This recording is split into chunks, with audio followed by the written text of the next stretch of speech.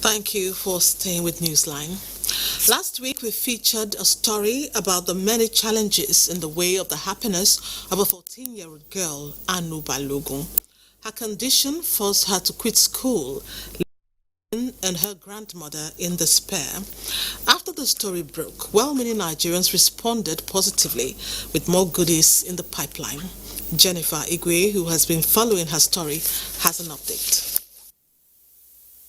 14-year-old Anu Balogun's very sad and downcast look on 20th of October when Newsline highlighted her plight. Today, however, she is in high spirit, all smiles and full of joy. Very happy. I thank all the people that helped me. May the Lord help them too. Their child will not die. God will help them and God will help me too. Although her story is not a complete makeover yet, it is work in progress. Our story on her captured the predicament she has been battling with after a drastic accident left her with a never-healing injury, damaged leg, and an involuntary withdrawal from school for 2 years now. Compounding the situation is the demolition notice served her poor 70-year-old grandmother and guardian. After the feature, Newsline received calls from concerned Nigerians who indicated interest to change her sorry condition. 2 have already gone a step further by making donations to kickstart the teen's recovery. Tukot Foundation donated a wheelchair and a cash sum of 20,000 naira, while philanthropist Chief Eric Omofia gave her 250,000 naira, food items and condiments. I contribute my small token because of humanity in NTA management and their staff. That's why I don't miss their program. NTA NewsLine and NTA in general, they have been doing good service for this nation.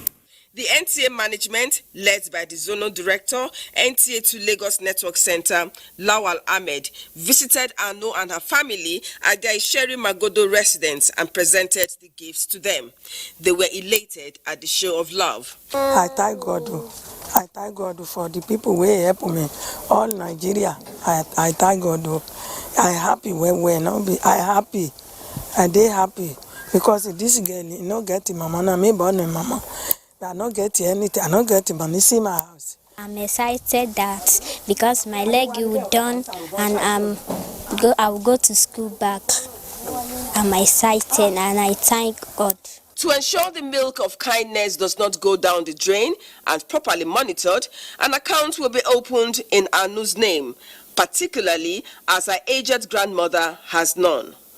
The target is for Anu to get appropriate remedy for her leg, return to school, and hopefully a better accommodation for her family. Realizing the hope for a new leg, even though all who reached out to NTA have not made their donations, and the fact that the wheelchair is not really a solution to her condition from expert opinion, Anu demonstrated her selfless nature and innate care for others by requesting that the wheelchair be donated to her neighbor with disability who recently was delivered of a baby. Anu even walked with her crutches through a muddy path to the residence of the crippled nursing mother who barely moves around with crutches because of her weight. 38-year-old Oluwatosin Raji didn't see the gesture coming, so was overwhelmed with emotions. For the opportunity that God gave to me, I'm still working small, cropping like a baby, but God gave me the strength to deliver the baby successfully inside the house.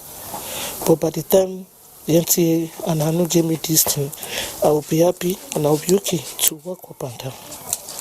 Oluwatosi's 72-year-old husband, Mustafa Raji, a retired soldier and security man, said the love gift by Anu will go a long way in easing the weight of the many difficulties bedeviling his family. So how are you going to take care of this child? I'm taking charge through my pension. I'm feeding them. that be enough to take care of this? We are managed. We are managed. Although a demolition threat still hangs on the modest abode of Anu's family, that of Oluwatosi and her family, including all others in the flood-prone neighborhood, the show of love by concerned Nigerians have given them hope and joy, so much so that in spite of their worry, they are not willing to allow despair spit on their bonfire. They also pray an intervention from the government could save their neighborhood and residents. On behalf of Anu and her family, I say thank you to the donors. You reap bountifully, and a lot still needs to be done, and please, we're still accepting donations on her behalf. Now, moving on, activities of bandits who operate on commercial buses by robbing unsuspecting passengers seem to be on the increase in the Federal Capital Territory. These mobile gangs that are often referred to as One Chance have left many residents traumatized after losing money and personal items during attacks. Hakimat Aliyu will tell us how this breed of criminals operate and what the law is doing to stop them. My money, my phone, everything is my jewels. This is a created scenario of One Chance experience. It could be the worst situation, as these criminally minded people most times harm and torture their victims. Some victims don't get lucky to tell the story, while for others, it is an ordeal they pray never to experience again. Little wonder, One Chance evokes fear in the mind of the people, and it is rampant in the Federal Capital Territory. Last week, there's one girl that entered car for there. So as the girl just entered car, as they reach one side like this, they just carry the girl, push her out from inside the car, collect her bag, phone, everything. Just of recent, I was a victim myself, just here. Two of them brought out knife. They say I should bring my money, I should bring everything. And I surrender everything to them. Originally, One Chance is a term used by bus conductors or motor park touts to entice persons in a hurry to take the last available space in a taxi or bus. Just like a nightmare, it is now adapted widely to mean being in a fixed or difficult situation, especially with the robbery gangs who disguise as taxi operators and drive around looking for victims to dispossess of their valuables and push them off the moving vehicle or keep them hostage. Despite the fact that members of the public and law enforcement agencies are becoming more familiar with the modus operandi of the One Chance syndicate, these criminals also evolve new means to ply their nefarious trade.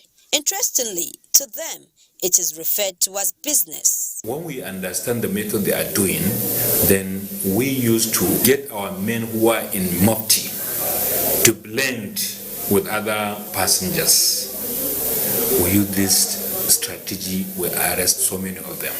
Okay. Even some of our people, they play along that they are passengers. He will turn out to be a policeman, then they stop that one.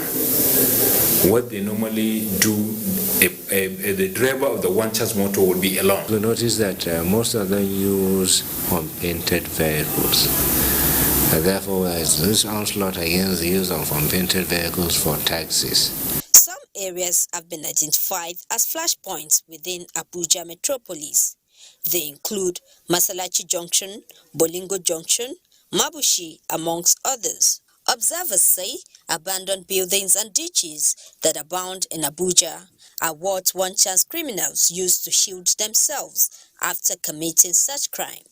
These criminals operate in the early hours of the morning or late in the evenings. Well, while it is important for people to be very careful and vigilant while boarding some of these vehicles, there is need for security agencies to provide adequate security to rid the Federal Capital Territory of crimes.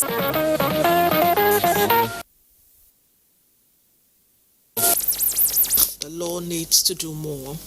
Next up, cyberspace is a crowded place where people seek information, interact, and transact business 24/7. There are others, however, who consider the internet a most convenient platform to carry out their sinister motives. This is why internet crime is a global challenge, and countries of the world, including Nigeria, are rising up to tackle the menace. Joseph Johnson reports. A lady walked up to me that she wanted to make a withdrawal, but she was not with her ATM card. She will transfer the money into my account, then I'll withdraw it and give it to her. That girl has zero talent.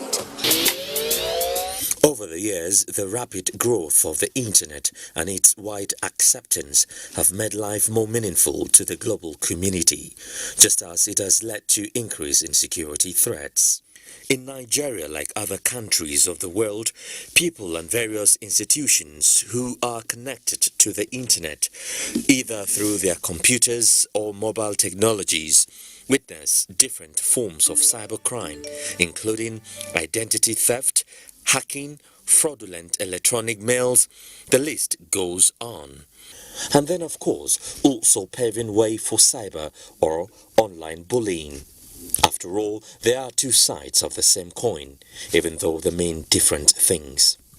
Basically, any action that humiliates a person online is cyberbullying. The negative impact of these two on the lives, economy, and international reputation of people and countries, many say, is disturbing. We have limited resources in Nigeria, so we can't afford to allow cybercrime to feast on the limited resources we have. If we don't raise awareness about the dangers of cybercrime, then you can imagine the magnitude of how that crime could be for our country. Be conscious of what you do online, where you go online.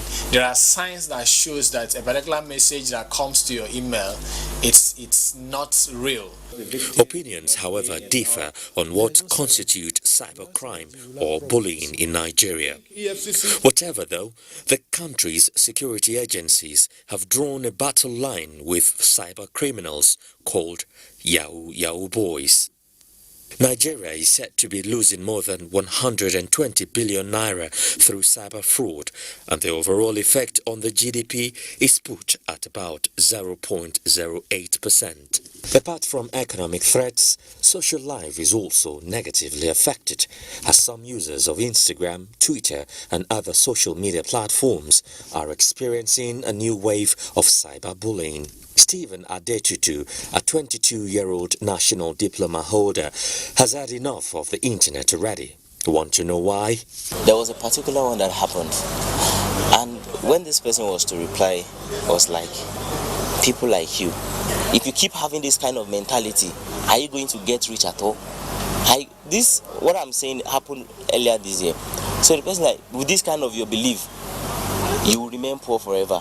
Aisha Shatima had to seek help from a therapist to deal with the effect of her online bullies. Because it distracted me from school. I had WAEC and JAM to write. I wasn't serious about the thing because I had to process what would I do to perfect what I've been doing, what would I do to impress those people out there that are watching me. I was just all centered about what I would do to impress other people, not what I would do to make me happy myself. And that was quite a rough and tough time for me, no lie. A fake account was made about my friend, and she was insulted on this fake account. So what do you do in cases of cyberbullying?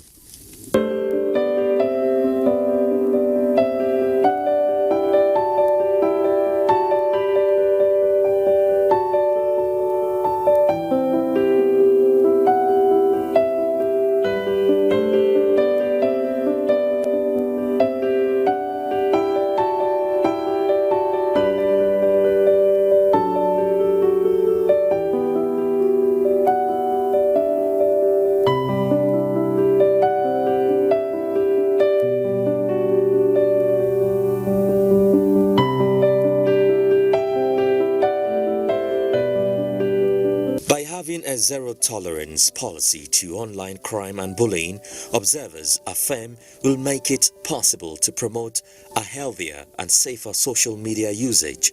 that will not put the likes of Stephen and Aisha in a state of fear and discomfort.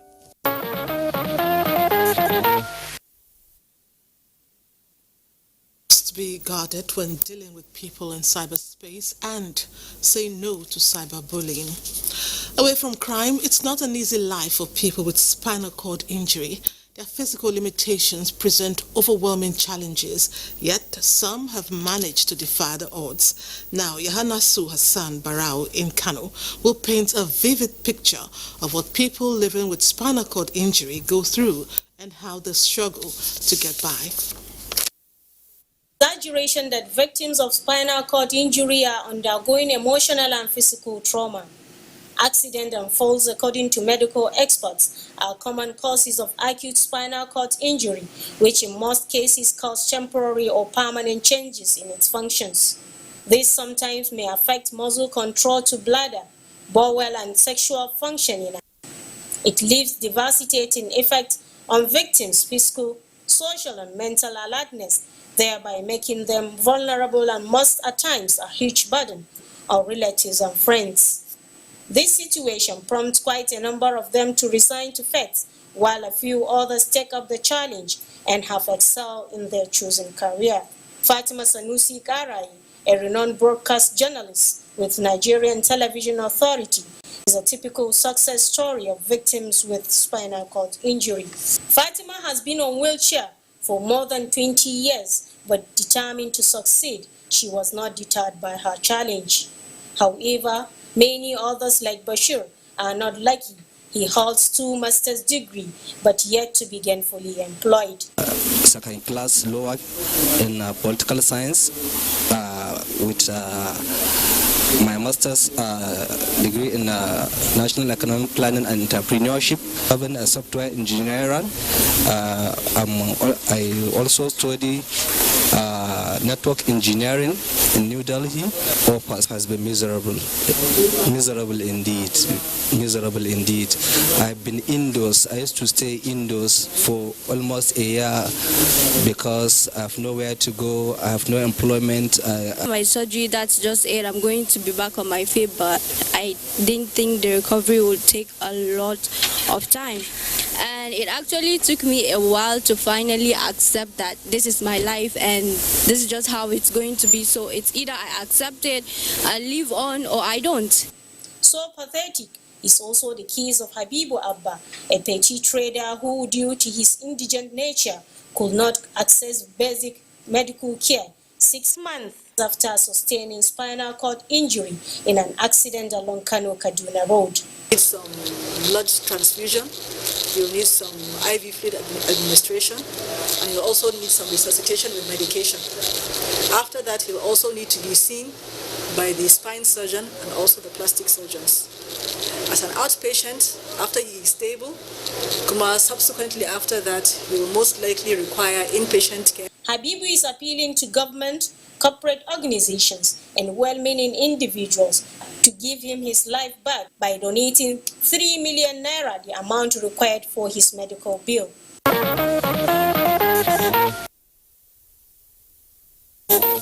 Like they say, it's another day for you and me in paradise. We can give them a taste of paradise. I'm sure you get my drift. Time for a breather. Let's take a commercial break. More reports when we return. Some young Nigerian inventors wowed organizers and guests recently when they showcased innovative ideas at the 13th edition of the NTA Expo in Abuja. Joseph Johnson reports that apart from receiving accolades, the aim of the exhibition was to attract investors capable of upscaling the prototypes created by the exhibitors. Young, but what they produce with their minds and hands will blow your mind. This is the grand finale of the NTA Expo 2019. There are about 223 children drawn from 26 NTA stations across the country gathered in this arena. And for 4 days, they have been addressing emerging challenges in different sectors of the economy with arts and science works, each reflecting the theme, which is promoting unity and innovations in youths as agents of change.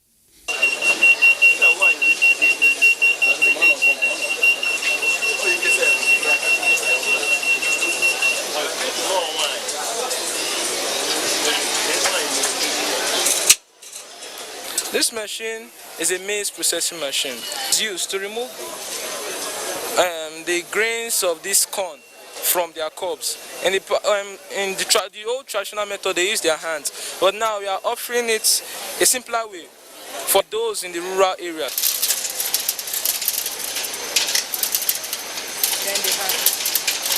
We are here for this program with a device known as the Integrated Hydropower Control System. The device you see before you is a small device but multifunctional. This device you see can pump water, monitor water level in the tank. When it is too low, it will pump itself, and when it is filled, it will off itself automatically. This is a solar pesticide spraying machine. It's a spraying machine that is used to spray pesticides and organic chemical in palm. Although winners emerged here, but beyond competing for positions and laurels, events like this, many say, have been a birthing ground for stars since 2005, when the program started. Emeka Nelson, a young innovator, is one of such stars whose hydroelectric generator received recognition across borders. The children are the future hope of this country. Supporting the children, we are supporting ourselves for a better Nigeria. What we are asking, especially industrialists and manufacturers, is to come, at least look at some of this invention, encourage the children. By exposing them, we are trying to showcase what they have. So the private sector, they are the major people that we expect to take up the challenge. Technology, art and science would determine and define the next generation.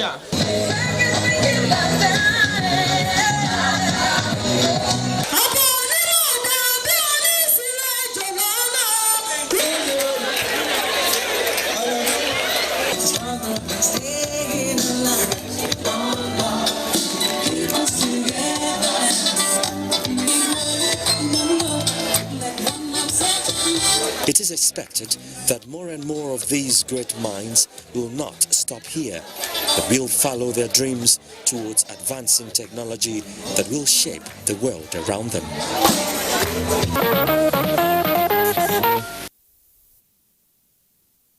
They keep impressing us every year. Those young Nigerians will certainly go places. Nigeria's premier financial institution, First Bank of Nigeria, has rewarded its deserving first money agents for their outstanding performances. This was at the maiden edition of the National Awards ceremony held in Lagos. Imole Ayotokede, who was there, reports that winners emerged in different categories. It was an evening to celebrate and reward excellence as agents from over 37,000 first money agents locations in 768 local government areas converged to be honored.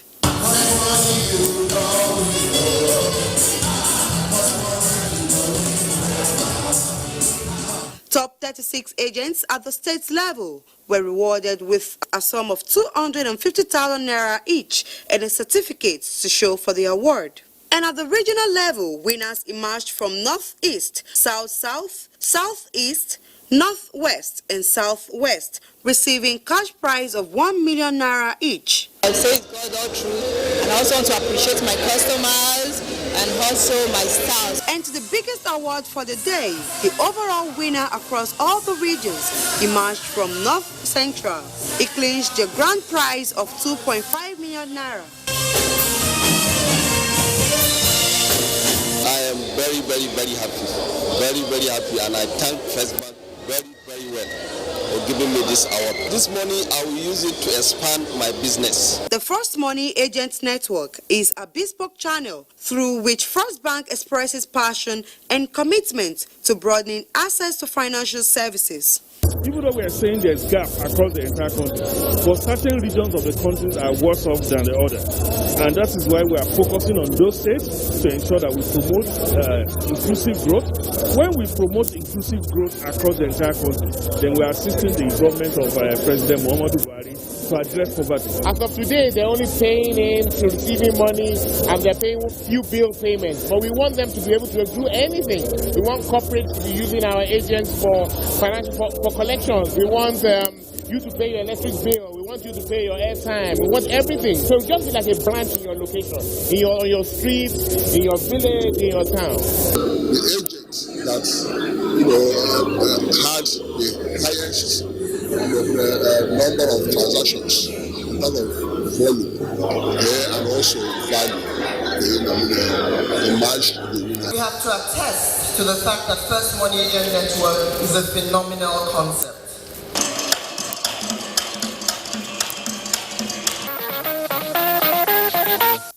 And we say big congrats to the award winners. It was a moment of joy and fulfillment for graduates and their families at the 6th convocation ceremony of Bayes University, Abuja. Kelvin Ewunoaye reports that eminent personalities, including the Vice President, Professor Yemi Oshibajo, witnessed the event. 312 in number. 15 of them made first class in diverse fields. The 2019 ambassadors of Bayes University, Abuja. They have been trained to exemplify the motto of the university, to learn and live. Beyond their degrees, what they will require to excel and live their dreams are honesty and integrity, virtues the Vice President emphasized.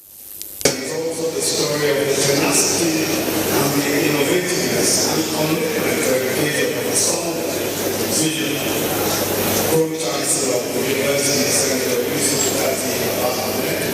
Fulfilling the vision of building leaders to be change agents, the university, with a modest 17 students at inception in 2011, has grown in leaps and bounds, with 42 courses spanning across 7 faculties with about 1,500 students. Established on the thrust of providing a suitable academic environment and making an impact in producing highly competitive graduates. That promoting education is not a political matter, it is moral. And immorality, Your Excellency, seems very important. Knowledge is power, but requires creativity and risk-taking to help you overcome the environment challenges. The graduates, many of whom came out in flying colors, are looking forward to being the best in their respective fields, to be pride to their parents and their university. Late renowned Muslim cleric Sheikh Abubakar Gumi received a posthumous doctorate degree at the occasion. We also appreciate the university for building us morally and shaping us into responsible members of the society. I have so many dreams of running, taking over my father's business. I have dreams of starting off my own business. I have dreams of giving back to charity and helping young girls. The 6th convocation lecture, which held earlier, was interactive, a forum used by the British Deputy High Commissioner to Nigeria, Gil Atkinson, to douse tension over the future of post-Brexit UK-Nigeria relations. Bayes University has a short but proud history and close relationships with the UK, with many of your graduates going on to study at excellent UK universities, and we can celebrate their achievements. Like a proud father, the Chancellor of Bayes University, former Vice President Norman Desambo, hosted the graduates to a lavish dinner where he reminded them that the nation is waiting for them to turn all the challenges to opportunities. A round of applause, ladies and gentlemen. Please just...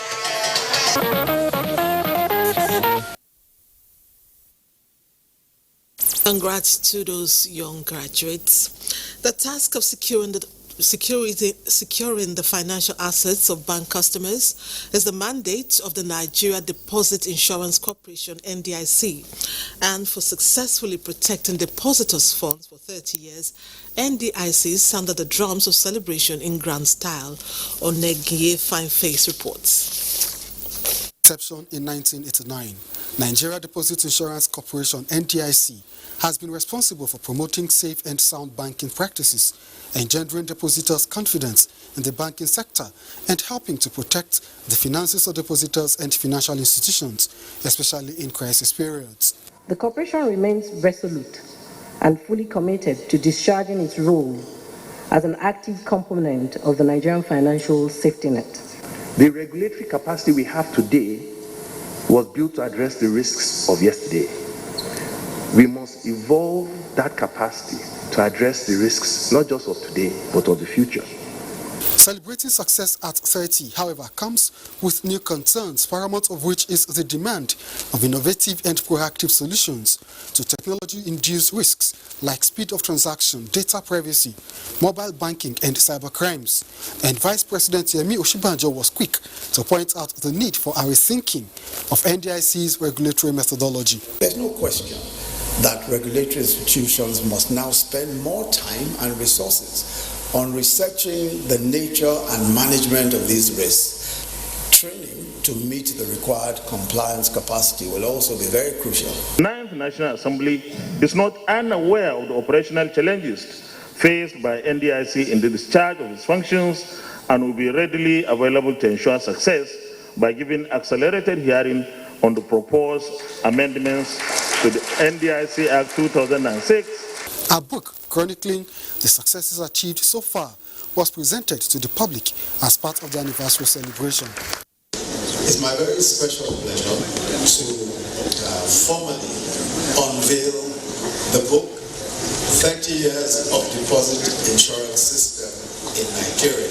International collaborators joined in sharing the success story of NDIC, curious to learn best practices from its examples in deposit insurance services.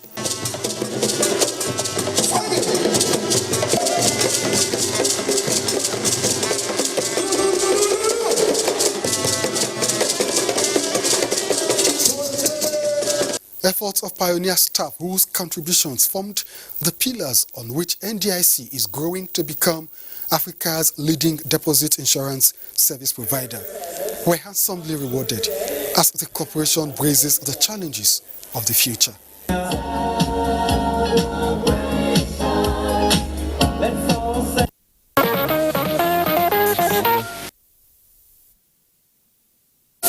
Hearty cheers to NDIC. Moving on, the task before the church is to develop Christians who will appreciate and extol the virtues of honesty and accountability in the society.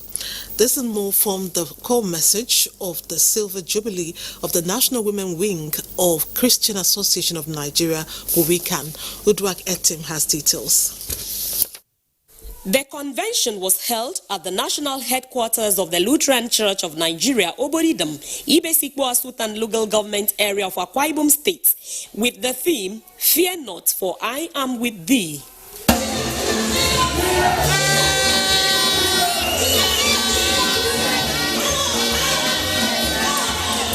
It was a gathering of women drawn from the 36 states of the Federation, including Federal Capital Territory, under the umbrella of Women Wing of Christian Association of Nigeria, with their desire to see Christians rise to the challenge of this end time. God gave me the charge to come and tell the women that no matter the situation that happens around them, they should not fear because He is there for them.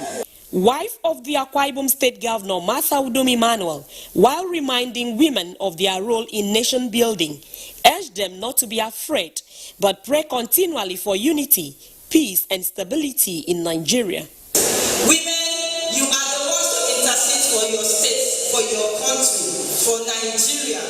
We must stand up to defend our faith. And raise to serve God effectively to His glory.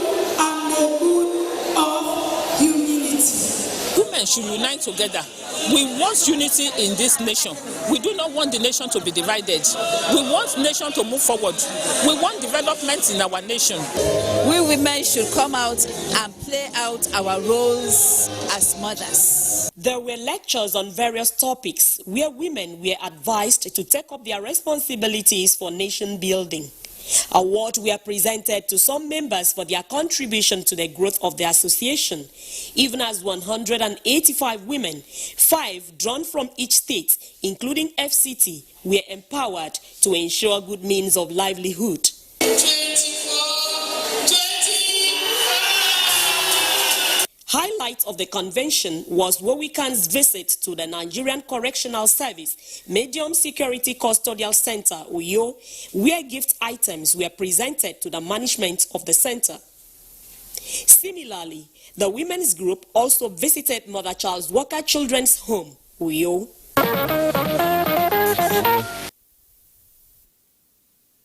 Brilliant anniversary celebration, and yes to another 25. Thanks for being there. The program will continue after these messages.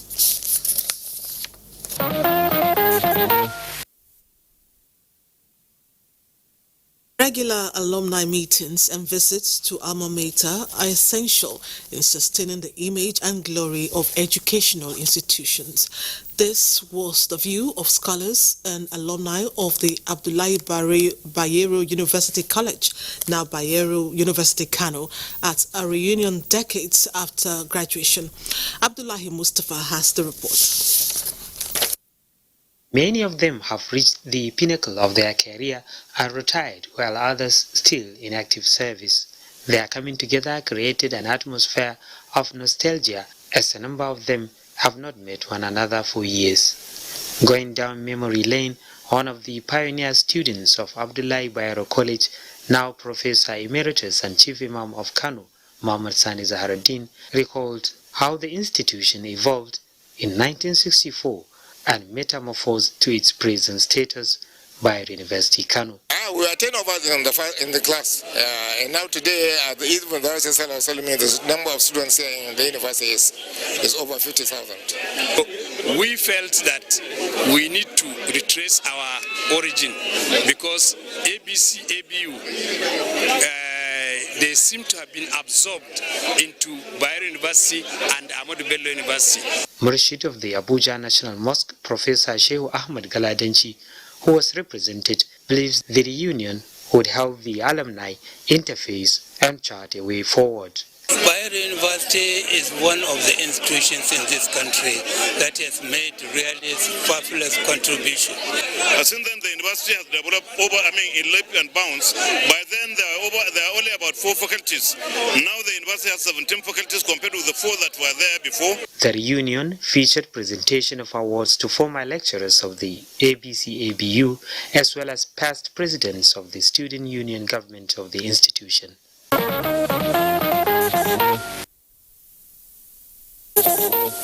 One last break before we call it a night. Join us again.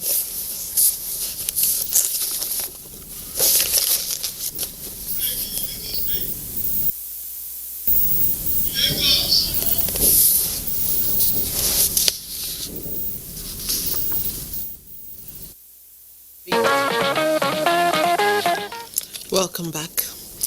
Having lived an exemplary life as a Christian and philanthropist, family and friends will always treasure the memory of late Evumena Feludu, whose remains were committed to Mother Earth recently at Udedewo, Ugeli North local government area of Delta State.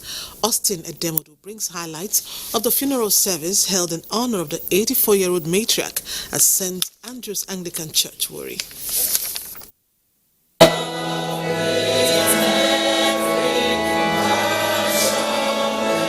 Journey to eternity for late Madam Evumena Feludu started with a service of songs at the Cathedral Church of St. Andrew Anglican Church, Warri. People don't want to work with God, and if we don't work with God, there is no way God can take us to heaven. Defying the heavy downpour, family and friends gathered once again the next day at the same place to pay their last respect with a funeral service. As a devout Christian woman leader in the church, the Anglican Women Guild defied all odds to witness the burial rites at her family compound at Ododeho, Ugeli North local government area of the state.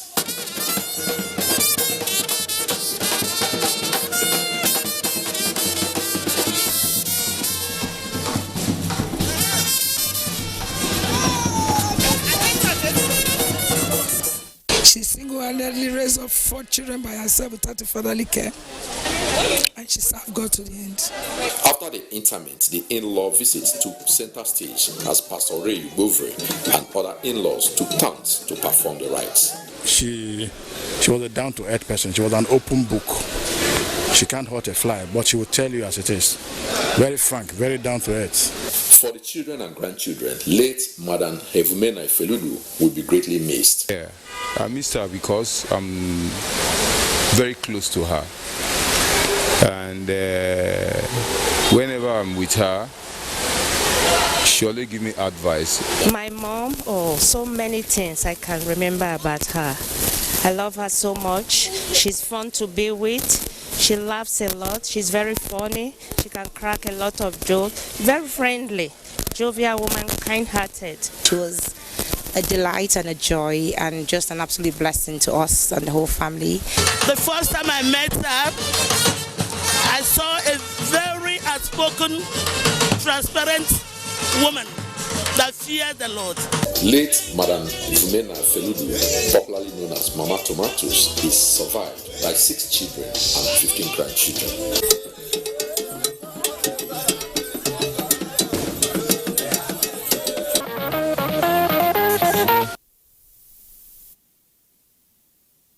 Her gentle soul rests in perfect peace. Amen.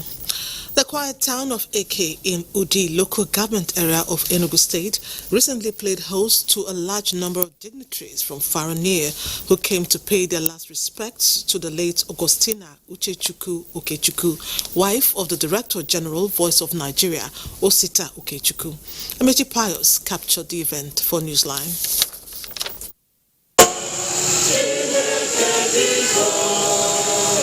This week set the tone for the funeral rites of a woman many described as a charitable and community leader. The mood at the entire community was that of sober reflection as the preacher spoke on the essence of life after death. Reverend Father Cletus Chibuzo Kore urged the people to be holy and avoid acts capable of denying them eternal life with Christ. If they are saying this as well as crimson, come to me. I will make it to be what? Whiter than snow. It's an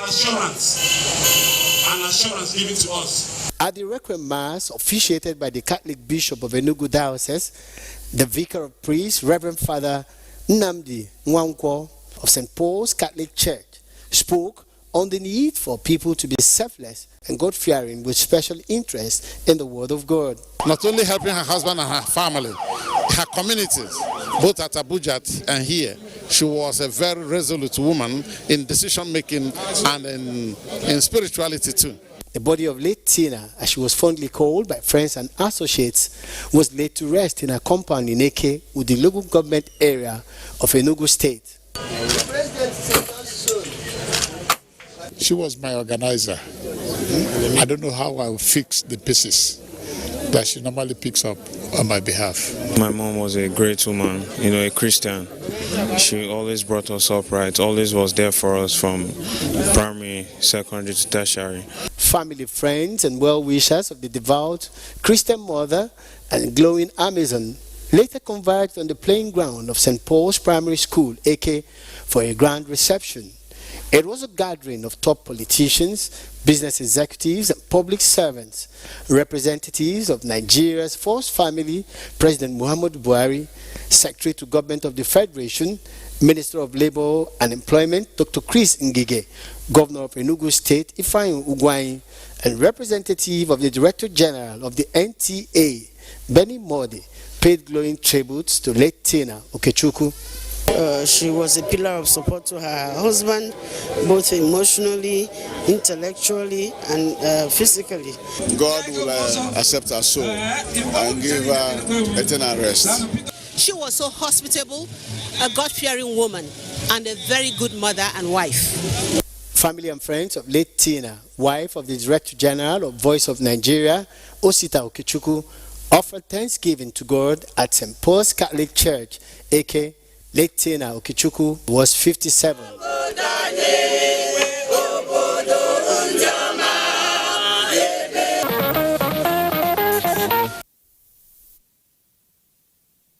So rest in peace, amen. And this is where we drop anchor this week. Thanks for watching. I'll most definitely see you again next week. Up next is Alibaba. Seriously, he's not around, but Yo is here to present the show. How are you doing, Yo? I'm great.